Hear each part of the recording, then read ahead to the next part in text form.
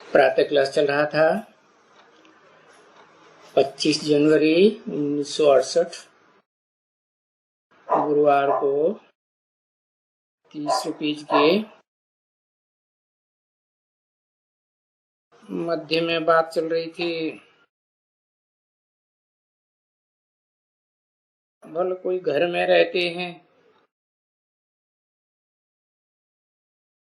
परंतु ऐसे तो नहीं हो सकता है कि कोई माला में पिरोए जा सकते। बिल्कुल नहीं पिरोए सकते हैं। ये क्या दास दासियों को माला में पिरोएंगे क्या? इसलिए गाया हुआ है ना मुख्य बात, भाई 8 रतन और नहीं तो 108 रतन।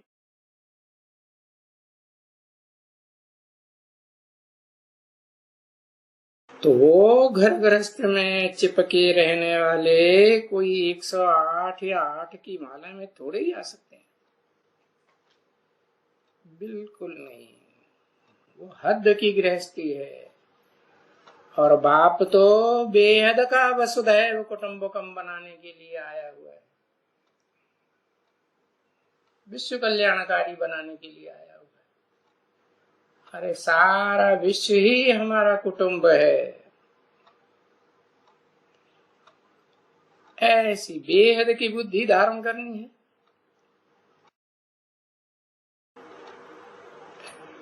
कि हद के संबंधियों में बुद्धि लगाए रखना है। बिल्कुल नहीं।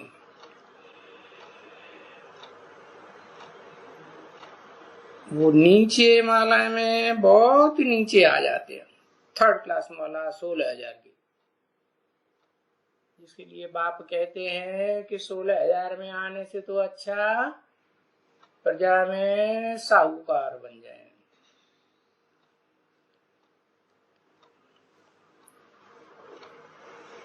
क्योंकि पढ़ाई ही नहीं है, और पढ़े भी हैं थोड़ा बहुत तो और ही धम चक्कर मचाने वाले बने। न पढ़ते हैं न दूसरों को पढ़ने देते, और फिर नहीं पढ़ेंगे तो जरूर पढ़े के आगे भरी तो ढोएंगे ना। वो कहते हैं ना, पढ़ेंगे लिखेंगे तो बनेंगे नवाब, रोलेंगे पिलेंगे तो होंगे खराब। तो ये भी तो कायदा है ना, बहुत कायदा है। अभी देखते हो दुनिया में बड़े बड़े ऑफिसर हैं, है? उनके पास कितने क्लर्क होते हैं, है? और वो ऑफिसर वाले ऑफिसर कितने कितने के ऊपर हुक्म चलाते रहते हैं, है? तो देखो दास दासियों के ऊपर भी तो हुक्म चलता है ना बच्चे। किसका? बड़ों का हुक्म चलता है। कौन बड़े? अरे वो ही बड़े जिन्हें बाप कहते हैं कि जिन्होंने बहुत अकूट ज्ञान भंडारी का ज्ञान भंडार धारण किया है, वो ही बड़े ठहरे। तो ये समझाने बाप देते हैं ना। और ये समझाने क्यों देते हैं कि फिर भी ये ज्ञान धारण करने का पुरुषार्थ करें। है कौन सा ज्ञान? वो विचारी ज्ञान जो एक से आता है। नहीं तो अनेकों से सुनते रहेंगे, अनेकों के पिट्ठू बने रहेंगे, अनेकों की बातें मानते रहेंगे, तो विचारी ज्ञान हो जाएगा। जो बाप आकर के आत्मा का अर्थ, आत्मा के कल्याणार्थ पुरुषार्थ कहा जाता है ना, कराते हैं, वो तो नहीं हो सकेगा, क्योंकि देहधारियों के पीछे लग पड़े। बाप तो विदेही है, देह के बिल्कुल विपरीत है, विदेही। सदा आत्म की स्थिति में रहने वाला है ना, तो जितना हो सके इतना आत्म की स्थिति में रहने का पुरुषार्थ करे। पर देखा जाता है कि नहीं करते हैं, पुरुषार्थ ही जैसे कि बंद हो गया। पुरुष मने आत्मा, आत्मा के अर्थ जो करना चाहिए वो नहीं करते, देह के धंधों में ही लगे रहते। देह की परवरिश कैसे हो? अरे वो तो बाप ने बता ही दिया कि पाव भर आटा देह को मिलता रहेगा तो भी जिंदा रहेंगे कि नहीं रहेंगे? फिर देह के पीछे इतना हाथ धो के पड़ने की क्या जरूरत है? कहते हैं हमें दास दास ही बन रहा है, हम मजबूर है। तो बाप कहते हैं जैसे अपना पुरुषार्थ सारा बंद कर देते हैं आत्मिक स्थिति धारण करने का। तो बाप बैठ करके समझाते क्या, समझाने के लिए भी कोई तन में बैठना पड़ता है बाप को। ऐसे नहीं कि दादा लेकर आज ब्रह्मा के तन में सुनाने के लिए ही बैठना पड़ता है। तो बैठ करके समझाते हैं कि भाई बस अब ये घर गृहस्थ में रहने वाले तो खाते हैं पीते हैं और जो जो जो भी दिया है उससे भी जास्ती यहाँ खा लेते हैं। जब अकाल पड़ेगा तो फिर देह के धंधों में लगे रहेंगे है?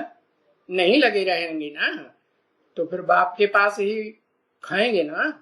क्या खाएंगे? वही जगन्नाथ के भंडारे में क्या मिलता है? अरे क्या मिलता है? अरे वही दाल चावल आलू। तो देखो है जास्ती जो खाया हुआ है तो फिर क्या करेंगे? वो तो जरूर फिर यज्ञ का बोझा चढ़ेगा ना, तो फिर उनकी वो इतनी अवस्था चढ़ ही नहीं सकेगी। है कितनी है? जितनी बाप के घर में आदि से अंत तक रहने वालों की चढ़ेगी,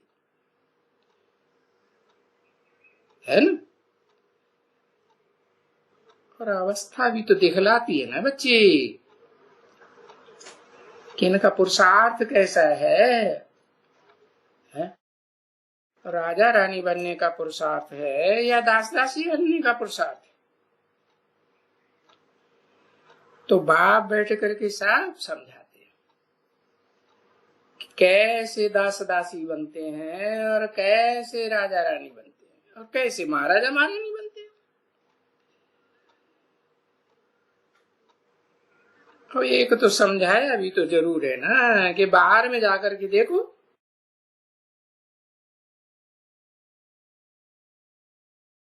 वो जैसे वो आया है ना है चिट्ठी, भाई प्रेम प्रकाश गया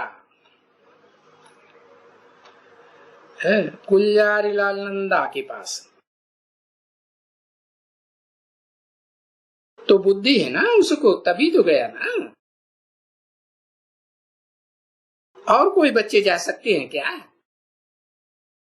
नहीं।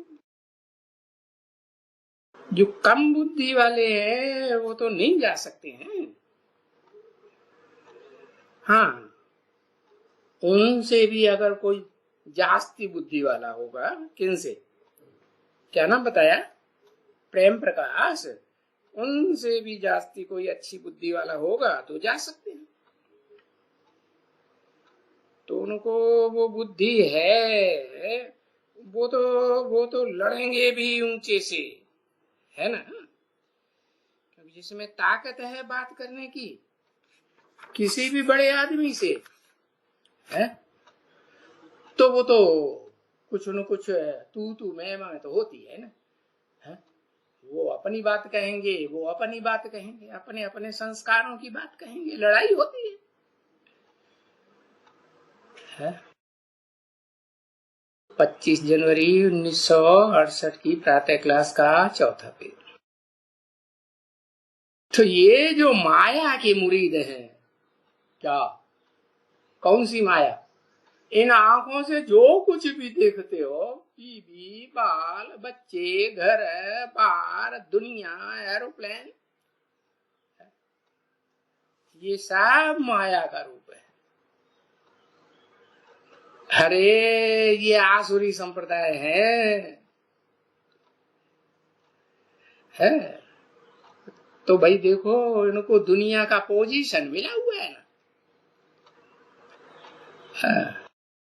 तो फिर उन पोजीशन वालों को भी जाके समझाना पड़ता है।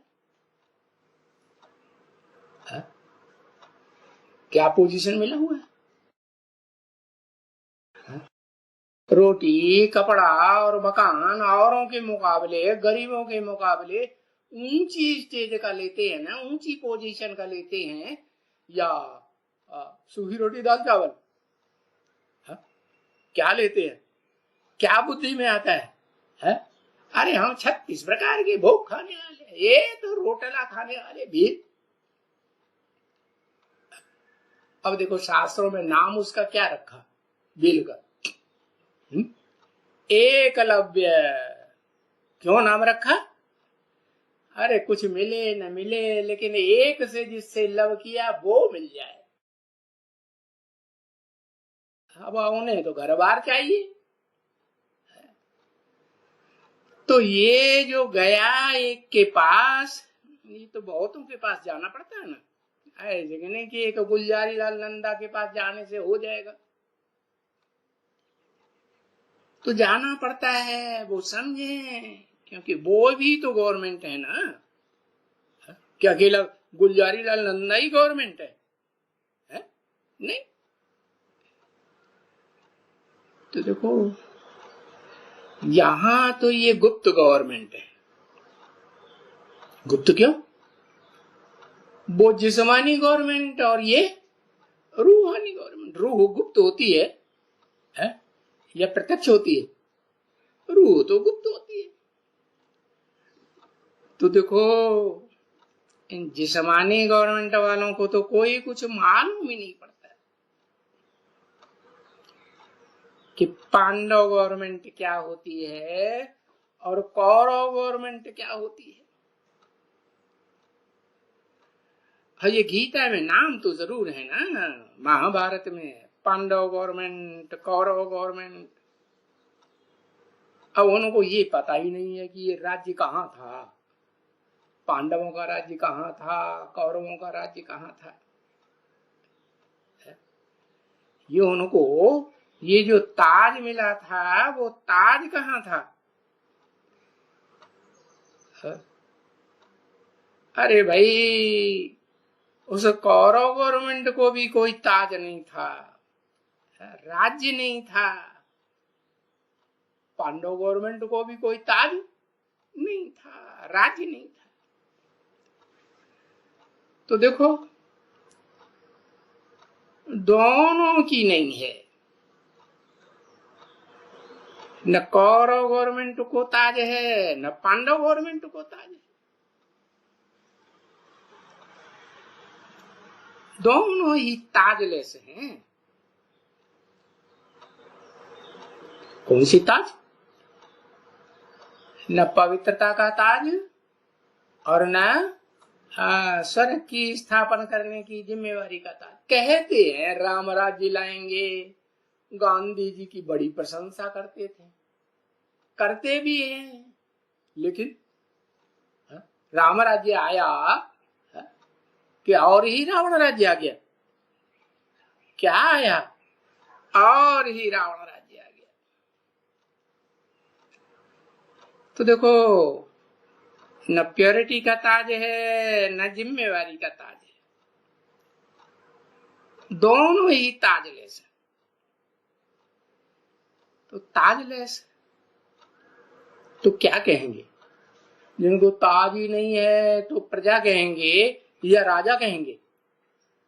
राजाओं को ताज होता है। तो देखो, ताज वालों को भी प्रजा बनाई दिया। क्या हा?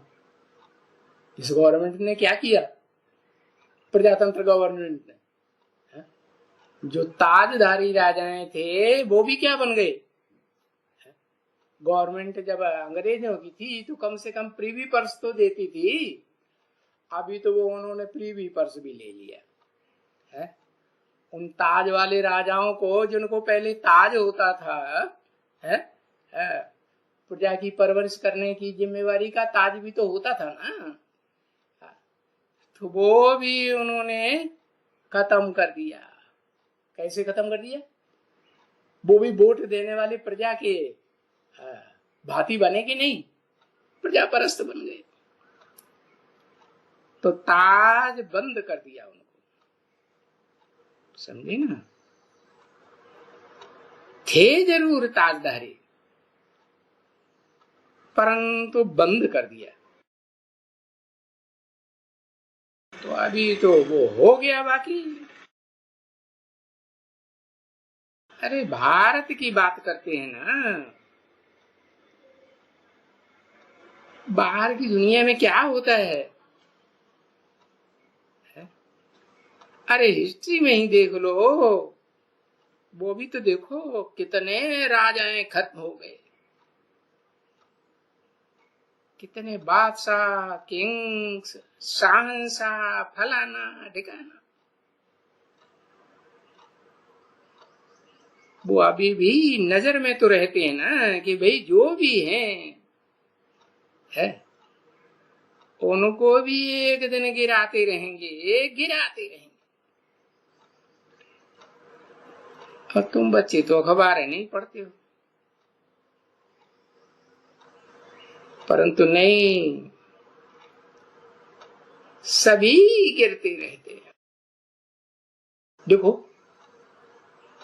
अभी भी भूटान का राजा है ना, पब्लिक उसे राजा मानती है ना, तो उसको भी गिराए देंगे या रखेंगे? राजा बन के बैठा ही रहेगा कि नीचे गिरेगा? है? नाम क्या पड़ा देश का? ब्रूटान। ब्रू माने ये जो भौं होती है ना, भ्रकुटी, हाँ, वो अगर ताम दे तो एक सेकंड में विनाश कर सकता है। इतनी पावरफुल आत्मा है। कौन? बेहद का भूटान का राजा। वो तो यादगार बनी हुई है अभी, छोटे से देश है भूटान की। तो देखो अंतिम जन्म में वो भूटान का राजा भी, बेहद का भी गिर जाता है ना, नहीं गिरता? प्रजा बनता है कि नहीं बनता है? प्रजा बन जाता है कि गवर्नमेंट में कुर्सी पे बैठता है। गवर्नमेंट की कोई कुर्सी मिलती है? नीचे से नीचे, ऊंची तो ऊंची, कैसी भी मध्यम, कोई कुर्सी मिलती है? नहीं, नाक रगड़ते रहो, कुछ भी नहीं मिलने वाला। क्या 200-400 जगह अप्लाई करो है? कितने भी साक्षात्कार देने के लिए जाओ, छोटी पोस्ट पर भी कहीं लिया जाता है? कहीं नहीं लिया जाता। तो देखो सबको गिराते रहते हैं, और सब गिरते रहते हैं अभी, और सबको गिराए गिराए करके, और हो सकता है कि बस बादशाही सबकी चट्ट हो जाएगी। अभी जो प्रजातंत्र राज्य में भारत में कुर्सी पे बैठे हुए हैं वो भी क्या बन जाएंगे? नास्तिकों की गवर्नमेंट आएगी तो ये कोई बचे रहेंगे क्या? ये सब चट्ट खाते। क्यों? क्योंकि सिविल वार हो जाती है ना, है। तो सिविल वार में कोई राजाएं थोड़े ही होते हैं? होते हैं? नहीं, आदमियों के तो आदमी आदमी से लड़ पड़ते हैं, लड़ पड़ेंगे। आगे राजाएं आपस में लड़ते थे और सेना के साथ लड़ते थे।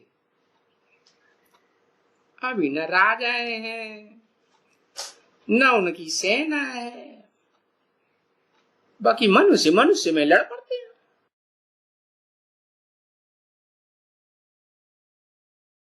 अब हर एक के पीछे लगने वाले कोई न कोई तो रहते ही हैं, कुछ न कुछ सेना तो होती ही है भले,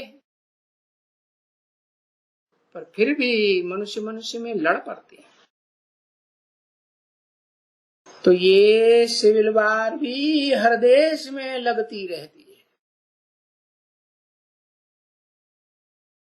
पर अभी तो है ये फाइनल सिविल वार है, सब कुछ खत्म होने का है। तो बात बच्चों को मालूम है ना? अच्छा, विवेक भी कहता है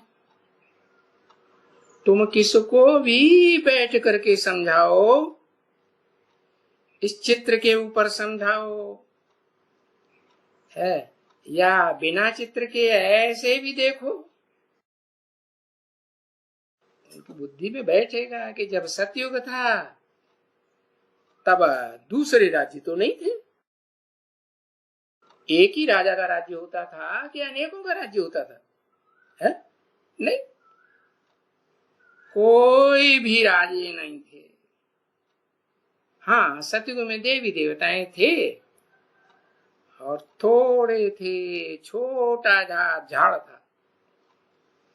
सृष्टि का झाड़ इतना लंबा चौड़ा, आज की दुनिया में जैसे 500-700 करोड़ होने जा रहे हैं, हो गए हैं 500 करोड़, ऐसे तो नहीं था। तो अभी तो समझा ना, अभी कितना बड़ा झाड़ हो गया है। तो फिर अब छोटा झाड़ बनना चाहिए ना, है? वर्ल्ड की हिस्ट्री रिपीट जरूर होनी चाहिए। तो ये वर्ल्ड की हिस्ट्री रिपीट होनी जरूर है। अंग्रेजी में कहते भी हैं हिस्ट्री रिपीट्स इटसेल्फ, तो जरूर विनाश भी तो होना चाहिए ना। तो देखते हो ना, विनाश है, देखते हो, अखबारों में पढ़ते रहते हैं, जो अखबार पढ़ते हैं वो बच्चे जानते हैं। क्या स्पेन में देखो, कहाँ देखो, अमेरिका में देखो, अरे यूरोपीय देशों में कितना विनाश, करो ना करो, अरे बाप कहते हैं मुझे याद करो ना, क्या हाथ धो के कोरोना के पीछे पड़े हो? जब कहते हो राम राज्य स्थापन होगा, तो रावण राज्य का तो जरूर विनाश होगा ना, है? अरे गांधी जी ने रावण राज्य कहाँ विनाश किया? रावण राज्य का विनाश हुआ कि नाथूराम गोडसे ने उन्हीं को गोली मार दी, उन्हीं का विनाश हो गया? यानी अगर राम राज्य है तो यहां इस दुनिया में रावण राज्य क्यों होना चाहिए? है? ये पक्का है कि राम राज्य कब होगा? जब रावण राज्य क्या खलास हो जाएगा। और इतने राजाएं क्या होने चाहिए, ढेर के ढेर। रावण राज्य में कितने, रावण के मुख कितने होते हैं? 10 मुख दिखाए गए और 11वां मुख और भी गधे का। तो बताओ, और रावण रखो तो अनेक मुख, रावण राज्य में। और राम राज्य में ऑर्डर देने वाला एक ही राजा, एक के ऑर्डर पर चलते हैं। अब यहां तो इस दुनिया में तुंडे तुंडे मत भिन्ना। बाप की बात कोई मानते हैं क्या? है? पूरा श्रीमत पर चलते हैं क्या? कितना तिक्र मिक्र करते हैं। अरे क्या नौकरी पेशा वालों के लिए ये बात नहीं चलेगी? चलेगी कि नहीं चलेगी? अरे बाप नौकर बनाने आए हैं क्या? बाप तो राजा बनाने आए, और यथा राजा तथा प्रजा। और जो रावण राज्य में राजाइयां होती हैं वहां ऐसा नहीं होता क्या? यथा राजा तथा प्रजा, ऐसे ही परवरिश होती हो जैसे राजघराने में परवरिश होती है राजाओं के बच्चों की। प्रजा का अर्थ क्या है? प्रकष्ट रूपेण जायते, जो प्रकष्ट रूप से जन्म लेते हैं उनको प्रजा कहा जाता है। तो राजाएं लड़ाई लड़ते हैं ना, है? दुश्मनों से लड़ाई होती है, फिर अपना राज्य स्थापन करते हैं, तो प्रकष्ट रूप से किया ना।